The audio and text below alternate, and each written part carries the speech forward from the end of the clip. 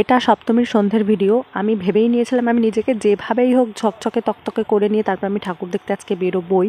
অনেক দিন ধরেই ভাবছি একটু স্কিন কেয়ার করবো, সে সময় আর পাচ্ছিলাম না, এই কাজ ওই কাজ করে করে হচ্ছিলই না। আর এদিকে আমার মাকে আমি বলেছিলাম একটু মুখচর্চা রূপচর্চা আর কি করবো, আমাকে একটা বাটি দাও। মা আমাকে এই প্লাস্টিকের বাটি ধরিয়ে দিয়েছে, বললো এর থেকে ভালো বাটি তোর এই রূপচর্চার জন্য আমি আর দিতে পারবো না। ঠিক আছে, যা দিয়েছে তাই দিয়ে কাজ চালাতে হবে, কিছু তো করার নেই। তো আমি ভেবেছিলাম যে একটু স্ক্রাব করব, স্ক্রাবই করছি। অনেকদিন ধরে ভাবছি করব করব করে আর করা হচ্ছে না, তো আজকে বসেছি ফাইনালি। আর এই যে এখন আমি স্ক্রাব করছি তার একটু বাদেই আমার ঠাকুর দেখতে বেরোনোর কথা ছিল মায়ের সাথে। ভেবেছিলাম একটু যাবো কল্যাণী ITI রথতলা আর 2-4টে আশেপাশে যে কটা আছে সে কটা ঠাকুর দেখে আসবো। আসলে ষষ্ঠীর দিন মাকে নিয়ে বেরোনোর কথা ছিল, মাকে নিয়ে যেতে পারিনি, আমার একটু কাজ পড়ে গেছিলো। তো মা একটু মন খারাপ করে বাড়িতে বসেছিল, মানে মা বলেছিল যে ঠিক আছে কাজ তো কর, কিন্তু তারপরে একটু মন খারাপ হয়েছিল যে ঠাকুর দেখতে যেতে পারিনি। তাই সপ্তমীর দিন মাকে নিয়ে বেরোতেই হতো আমাকে। আর আমার স্কিনে একটু প্রবলেমও আছে, মুখের সামনে আলো জ্বলছে বলে হয়তো বোঝা যাচ্ছে না। আমার পিম্পলসের প্রবলেম আছে আগাগোড়ায়, যদিও এখন সেটা অনেকটাই কমেছে। আর ওপেন পোর্সেরও প্রবলেম আছে, তাই আমার ফেসে স্ক্রাবও খুব একটা যায় না। স্ক্রাব করলেই দেখতাম আগে র্যাশ উঠে যেত, মানে একটু মোটা দানা স্ক্রাব হলেই র্যাশ উঠে যেত। তো যাই হোক, অনেক খোঁজাখুঁজি করে একটা দিদির কাছ থেকে আমি এই স্ক্রাবটা পেয়েছি। স্ক্রাবটা সত্যিই খুব ভালো, দানাগুলো একদমই ছোট, এত সুন্দর, একদম স্কিনের সাথে মিশে যায়, মনেই হয় না আমি স্ক্রাব করছি।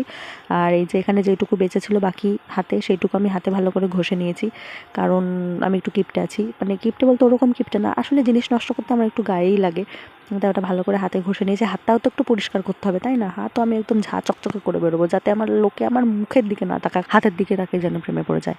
যাই হোক, আমি হাত ঝা চকচকে করে নিয়েছি। আর মুখে যে স্ক্রাবের যেই কটা দানা ছিল সেগুলো একটু ফেস ওয়াশ দিয়ে ওয়াশ করে নিলাম।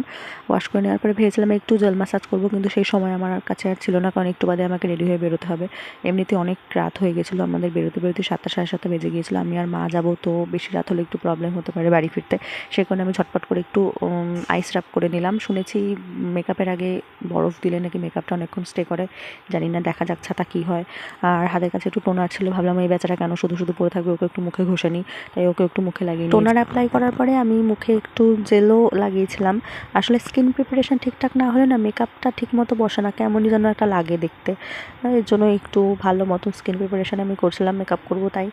আর মেকআপও সেরকম বেশি আমি করতে পছন্দ করি না, পুজোতে বেশি হাইফাই মেকআপ করে বেরোলে দেখতেও কেমন একটা লাগে, আমার খুব লজ্জা লাগে, জানি না কেন। মেকআপ করে বেশি সেজেগুজে বাড়ি থেকে বেরোতেই আমার কেমন একটা লাগে। যাই হোক, একটু তাও না করলে নয়, তাই ওইটুকুই। আর এত গরমে কী বা মেকআপ করবো, সব তো বোধহয় গলে গলে পড়ে যাবে, সেই ভেবে আমি আর বেশি মেকআপও করিনি। আর আলো একটু কিছু না করে বেরোলে কেমন একটা খেন্তি মাসি দেখা যাবে, তার জন্য হালকা পাতলা একটু তো রেডি হতেই হবে। তো সেই রেডি হওয়ার ভিডিওটাও আমি এডিট করে আপলোড করব।